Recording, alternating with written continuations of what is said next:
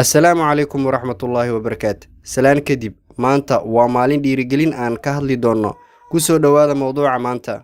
Guushu waa mid lagu kala duwan yahay dhanka iyo sheeyaasha laga gaaray iyo cidda gaartay, sababtoo ah waxaad arkaysaa dad ay guusha uga dhigan tahay helitaanka dhaqaale fara badan, sida inuu qof noqdo milyaneer.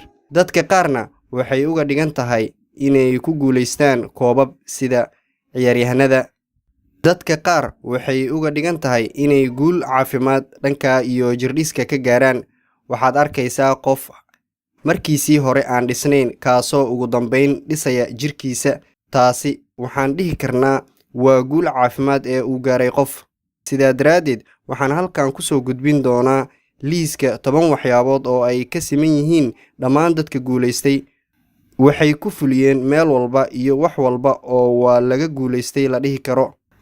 Lambarka 1, dadka guulaystay waxay ku suntan yihiin in ay degsadaan qorshe kaasoo ay ka miro dhaliyaan. Waxaa si fudud loo dhihi karaa lama aadan kulmin guulayste haddii aadan arag qof aanan degsan wax qorshe ah. Maxaa yeelay qofka haddii uusan qorshe lahayn waxaa lumaya hadafka, mana gaari karo guul wax ku owl ah, taasoo la dhihi karo qofkaasi wuu guulaystay. Lambarka 2 waa kuwa qaato mas'uuliyadda naftooda. Waxay si toos ah u qaataan guulaha iyo guuldarooyinka ay la kulmaan, mana ahan dadka iska leexiya waxyaabaha ay ku fashilmaan, waayo waa kuwa wax ka barta qaladkooda.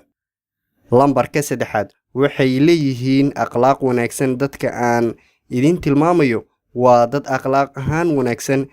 Guulaystayaasha ayaan weli ka hadlayaa. Akhlaaqda waa meesha ay ka wada suntan yihiin dadka guulaystay, waana mid ka mid ah meesha ay horumarka ka sameeyaan. Lambarka 4 waa dad sameeyo horumarin dhanka iyo naftooda.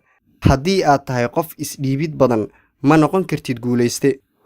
Hubaal waa dad aan ku ekaan wixii ay barteen.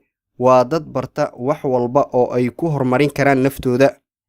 Lambarka 5 waa dad aad u akhris badan. Akhrintu waa tuul xoog badan kaasoo ay adeegsadaan guulaystayaasha. Waxaa tusaale kugu filan in aad ka fiirsato keliya wax akhrinta joogtada ah. Lambarka 6 waa dad waqtiga ku xisaabtama. Waxay ilaaliyaan waqtigooda. Ma dhihi karno qof aan waqtigiisa ilaashan waa guulayste. Lambarka 7 waa dad qaata khatarta.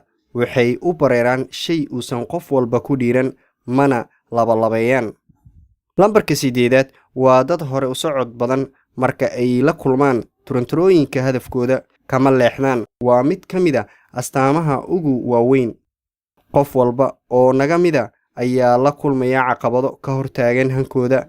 Himiladaada caqabad walba oo ka hor timaado marka aadan u joojin waxaa tahay guulayste. Lambarka 9 guulaystayaasha waa dad helo ugu dambeyn wadada guushooda. Sababtoo ah astaamaha kore waa dhabar adeeg iyo dadaal. Ugu dambeyn way helaan wadada guusha. Wax walba ha ku qaadatee helitaanka dhabbaha guusha waa kuwa sugta gaarana ugu dambeyn.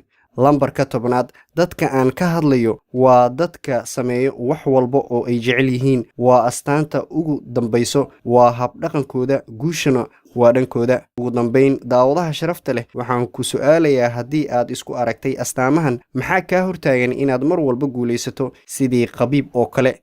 Fadlan ha hilmaamin inaad subscribe saartid channelka. Sidoo kale like saar muuqaalkan, sheertana ha ka hilmaamin.